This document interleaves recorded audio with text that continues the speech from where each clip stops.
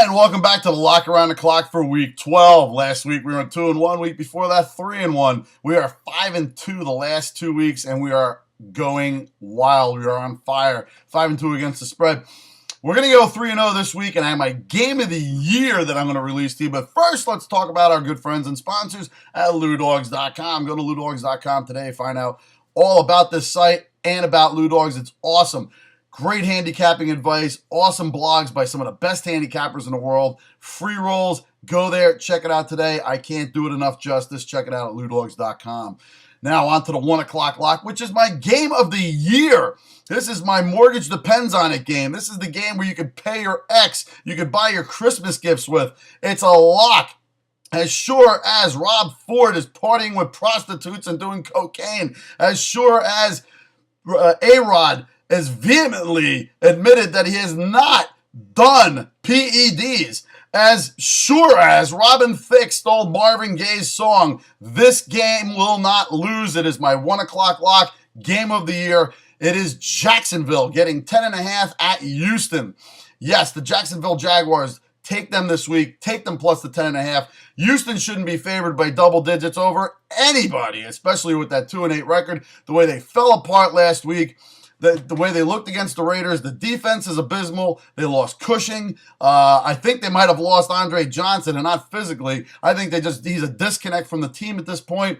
I think Schaub, who's their backup quarterback, was yelling basically at Andre Johnson, the whole thing. Kubiak, unfortunately, with his health issues, this team is going nowhere. They are wrapping it up. They once had visions of winning the division and getting into the playoffs and thinking Super Bowl to, hey, who can we get next year in the draft? This team has basically given up. Jacksonville, on the other side of the coin, has been playing a little bit better. They have the weapons, and they're not in any kind of turmoil other than their record to go into this game, cover the 10.5 points comfortably. That is the 1 o'clock lock, game of the year. Take Jacksonville plus the points. On to the 4 o'clock lock. It may seem like a homer pick, and I know I am going with my Oakland Raiders. And last week, I was almost leaving them for dead. But guess what?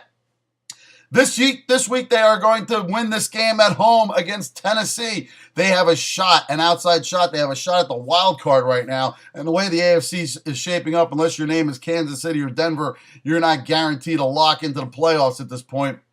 And not only that, they are playing at home against a team that has been giving up 129 rushing yards. And who is entering the stadium? Guess what? Rashad Jennings, who has had 340 yards and a touchdown in the last 3 games. He is on fire. He is filling in tremendously for Darren McFadden. I could have filled in tremendously for Darren McFadden this year. And not to mention McGloin, who played his ass off last week. He played this week again. He will play this week like his ass depends on it. And if you remember back in the Penn, yes, I broke out the Penn State throwback hat. He played like that in Penn State as a walk-on. Mainly because probably after a game, if he lost with Jerry Sandusky around, yes, it could have meant his ass. Who knows? But I love the Oakland Raiders this week. Look for their defense to really step it up against Fitzpatrick. The defense is playing outstanding. And with this running game going, there is something happening nice out in Oakland. 4 o'clock lock, take Oakland and a pick 'em over the Tennessee Titans. On to the Monday Night Football, which is the 8 o'clock lock, the Monday Night Football game featuring San Francisco going to Washington. They are FedExing themselves across country to play Monday night against the Redskins, who really have some issues going on with Shanahan and RG3, and obviously the rest of the team somewhat at a disconnect here also. And their defense is horrible.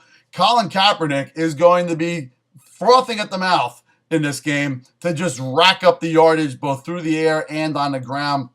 Washington has been horrible on defense all year long. I don't see it getting better in this game, especially with the offense playing the way it is. RG3 just out of sync and not looking like the guy we saw last year. Alfred Morris somewhat underused. The defense horrible. Take the San Francisco 49ers, lay the 6 on Monday night comfortably, and take them to the book, take them to the bank. And as always, until next week, after we go 3-0 this week, you take it ace.